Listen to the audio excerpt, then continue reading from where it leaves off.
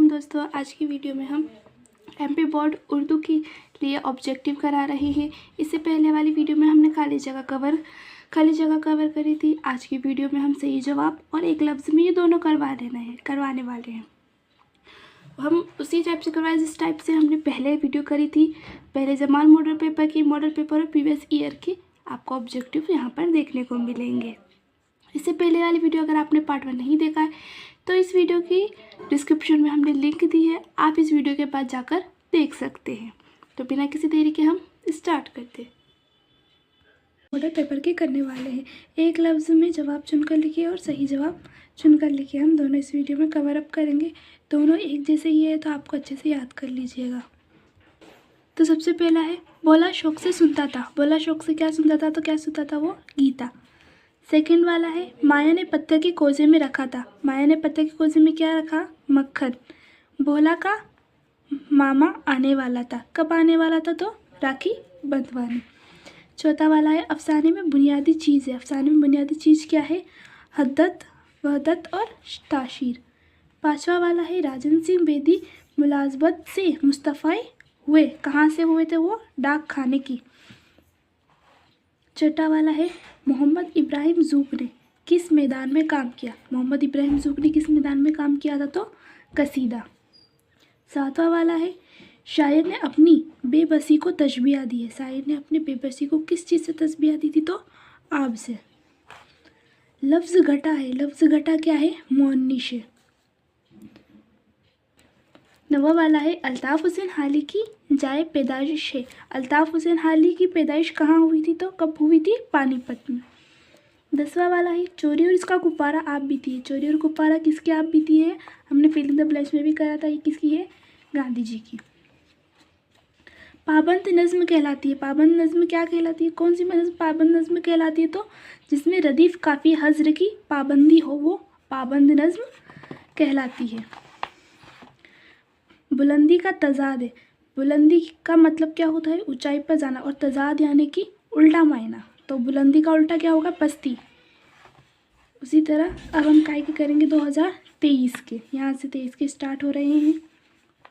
पहला वाला है राम से आए मील का किरदार किस? तो क्या है पहला? राम से आए मील का किरदार किस सबक से ताल्लुक़ रखता है? तो सबक आजमाइश से। आम आदमी की नज़र में माहौलियाती मसला भी एक आम आदमी की नज़र में जो माहौलियाती मसला भी है वो क्या है? एक साइंसी मसला है। यानी कि साइंसी मसले को भी हम माहौलियाती मसला कहते हैं। अगला अफसाना किस सदी की पैदावार? तो कौन सी सदी की? 20वीं सदी की। मिंटू के अफसानों की सबसे बड़ी खूबी है। मिंटू के अफसानों की सबसे बड़ी खूबी क्या थी? हकीकत निगारी। यानी कि वो जो भी लिखते थे उनकी हकीकत निगारी बहुत ही अच्छी हुआ करती थी। अगला है स्वाक सैयद का बचपन के मुसन्निफ है। कौन है? अल्ताफ़ हुसैन हाली। सैयद का बचपन किसने लिखी है? अल्ताफ़ हुसैन हाली ने। उर्दू में ड्रामे का आगाज़ किसके ज़माने में हुआ था? किसके? वाजिद अली शाह के। मंगू का पेशा था। मंगू का क्या पेशा था? कि वो तांगा चलाता था। यासियात का इमाम कहा जाता है। यासियात का इमाम किसको कहा जाता है? पानी को। उस्ताद और उस्ताज़ा है। उस्ताद और उस्ताज़ा क्या है? वाहिद जमा। वाहिद यानी क्या होता है? एक, और जमा यानी एक से ज़्यादा। तो यहाँ उस्ताद क्या है? हमारा एक है, और उस्ताज़ा एक से ज़्यादा।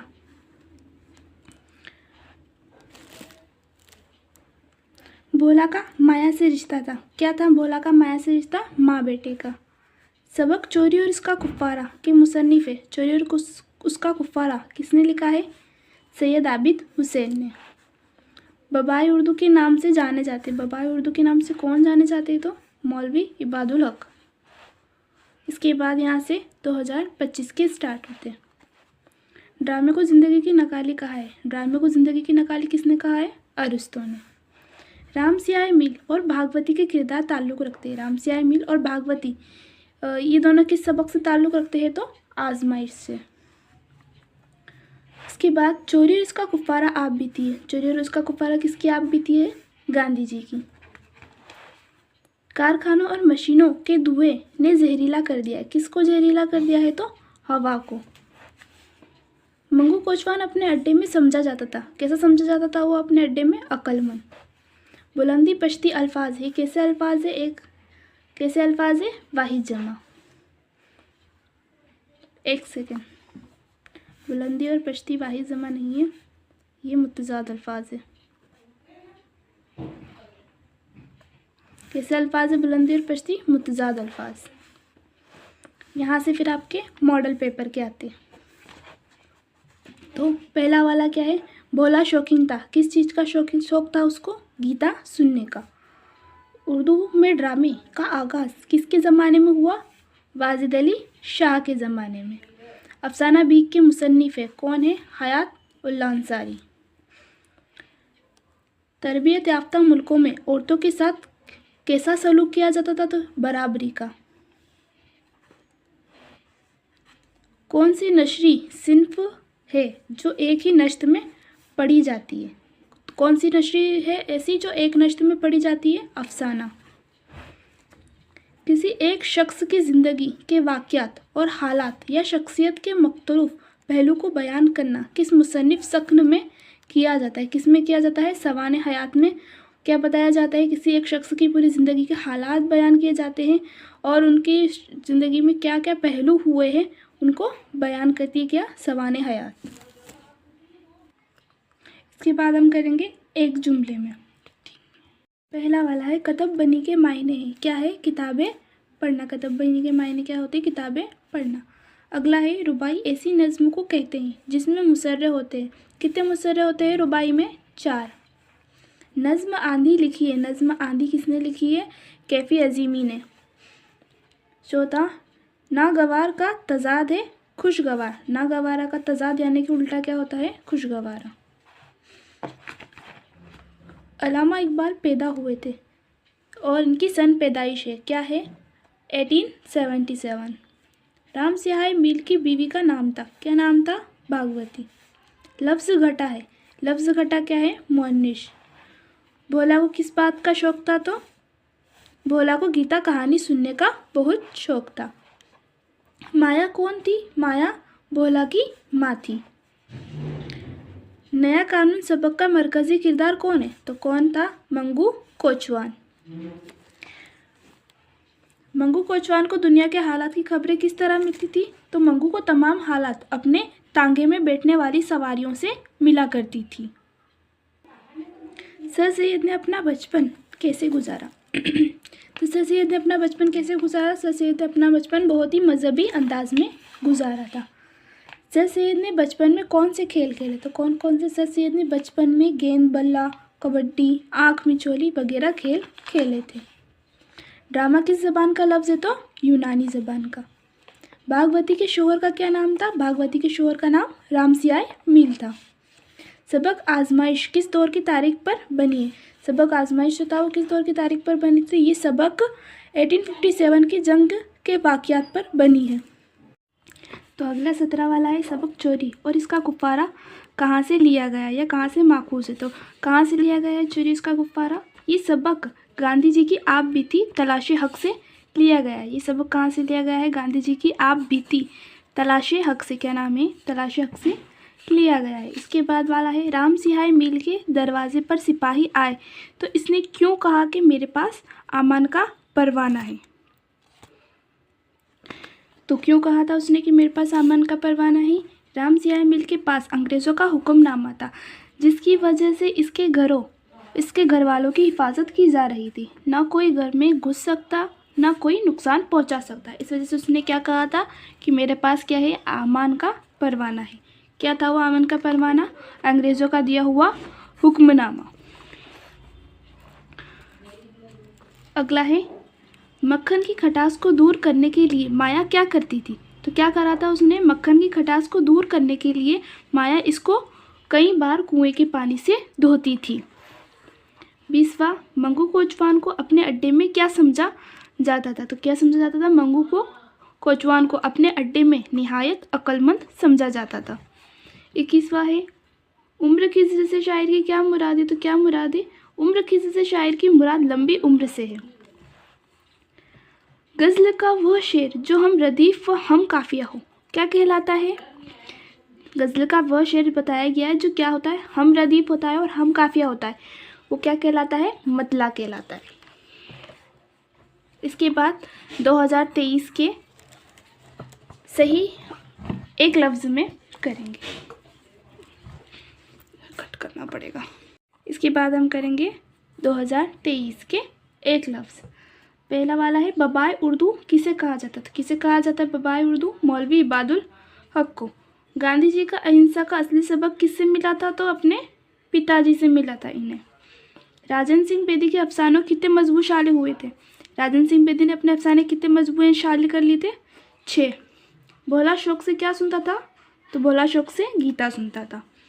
अफसाना नया कानून के मरकजी किरदार का नाम क्या था? मंगू कोचवान। सर सैयद का बचपन मौलाना हाली की किस किताब से माखूज था? तो हयातो जावेद। इसके बाद 2024 के चौथा मुसर्रा कैसा होता है? चौथा मुसर्रा कैसा होता है किस चीज़ का? तो गज़ल का, है ना।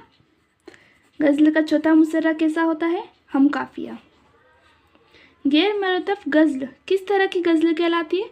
गैर मरतब गज़ल किसे कहते हैं? तो जिसमें रदीफ ना हो और शेर काफिए पर ख़त्म हो जाए वो हमारी गैर मरतब गज़ल कहलाती है। अगला है नज़्म की कोई दो किस्मों के नाम लिखिए। तो कौन सी किस्म? एक हो गई आज़ाद नज़्म और दूसरी हो गई पाबंद नज़्म। अरस्तु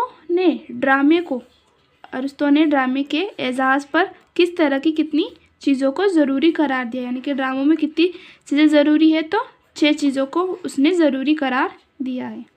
शायर ने दिल को कैसी बस्ती कहा है? तो कैसी बस्ती कहा है शायर ने दिल को? निराली बस्ती। नायाब हमसे शायर की क्या मुराद है? क्या मुराद है? तो नायाब के लग़वी मायने बहुत कीमती है। नायाब जो होता है उसके लग़वी मायने क्या होता है? बहुत कीमती है। ये कीमती चीज़ों के लिए इस्तेमाल होता है, जिसे हासिल करना आसान नहीं होता, ये नायाब होता है। यानी जिस चीज़ को आप आसानी से हासिल नहीं कर पाते उसे हम क्या कहते हैं? नायाब कहते हैं। और यहाँ से हमारे मॉडल पेपर के कलाम में किसी मशहूर वाक़या, मुकाम, नाम या किसी रिवायत की तरफ इशारा करने को क्या कहते हैं?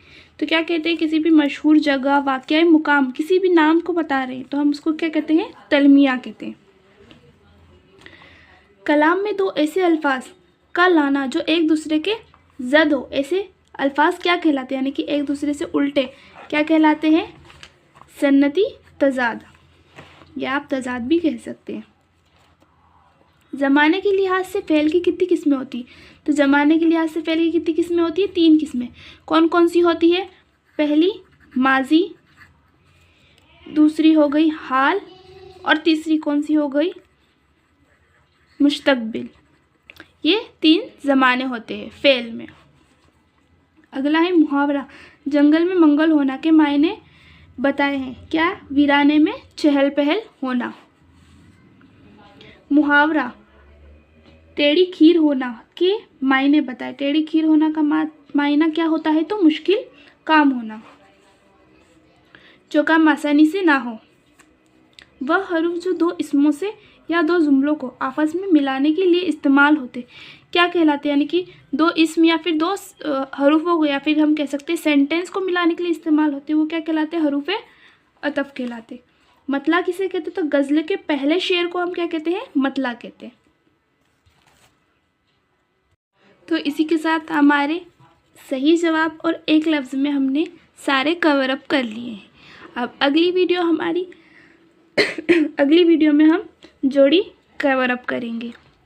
तो अगर वीडियो आपको अच्छी लगी हो तो प्लीज़ वीडियो को लाइक कर देना, अपने दोस्तों के साथ शेयर कर दीजिए ताकि उनको भी ये वीडियो मिल सके और वो भी अपनी तैयारी को अच्छे से कर सके। और चैनल को सब्सक्राइब करना बिल्कुल ना भूलिएगा। मिलते हैं नेक्स्ट वीडियो में।